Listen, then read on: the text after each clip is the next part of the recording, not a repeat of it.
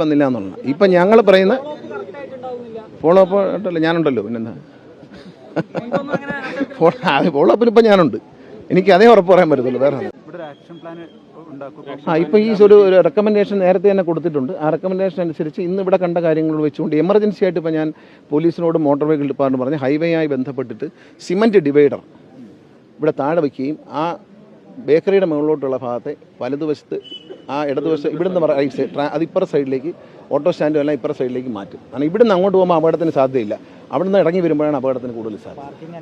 ആ parking shift ചെയ്യണം. ആ പാർക്കിംഗ് നിർബന്ധമായിട്ട് ഇപ്പോഴത്തെ നാട്ടുകാരെല്ലാം നിൽക്കുമ്പോഴാണ് പറയുന്നത് നാളെ ഞാൻ പോയി കഴിഞ്ഞിട്ട് എതിർപ്പൊന്നും പാടില്ല. ആ പാർക്കിംഗ് അപകടത്തിൻ്റെ ഒരു കാരണമാണ്.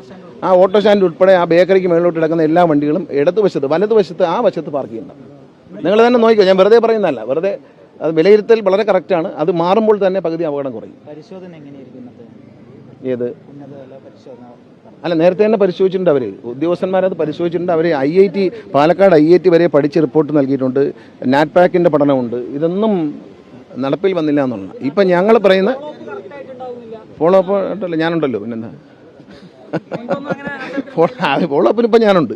എനിക്ക് അതേ ഉറപ്പ് പറയാൻ പറ്റത്തുള്ളൂ. വേറെ ലോറി ഡ്രൈവർമാരുടെ ലൈസൻസ് പിടിച്ചെടുത്തിട്ടുണ്ട്. അത് സസ്പെൻഡ് ചെയ്യുന്നുണ്ട്. 4 വീടുകൾ സന്ദർശനം നടത്തിയിരുന്നു. ചില കുട്ടികൾക്ക് വീടില്ല, അല്ല ഒരു കുഞ്ഞിൻ്റെ അച്ഛൻ ഓട്ടോ തൊഴിലാളിയാണ്. അദ്ദേഹത്തിന് വീടില്ല, സ്ഥലമില്ല. ഈ കാര്യം ബഹുമാനപ്പെട്ട മുഖ്യമന്ത്രിയുടെ ശ്രദ്ധയിൽ കൊണ്ടുവരും.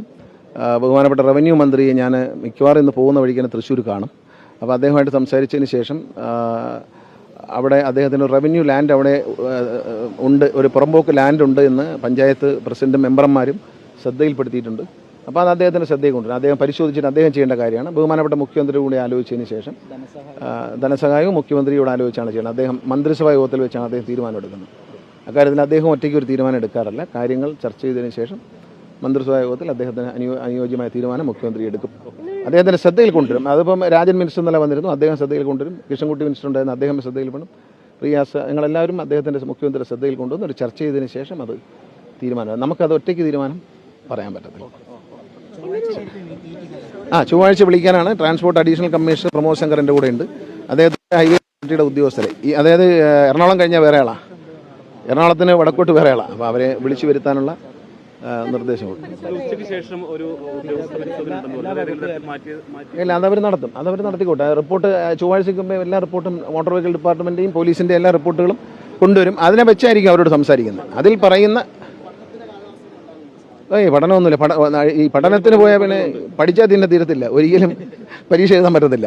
അതുകൊണ്ട് പഠനം കഴിഞ്ഞ് ഇനി പരീക്ഷ എഴുതാന്നുള്ളൂ. റിസൾട്ടാണ് പ്രധാനം.